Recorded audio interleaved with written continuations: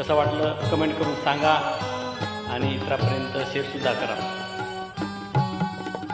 भीमा तुझ्या मताचे जर 5 लोक असते, भीमा तुझ्या मताचे जर 5 लोक असते, तलवारीचे तयाच्या न्यारेच टोक असते, भीमा तुझ्या मताचे जर 5 लोक असते.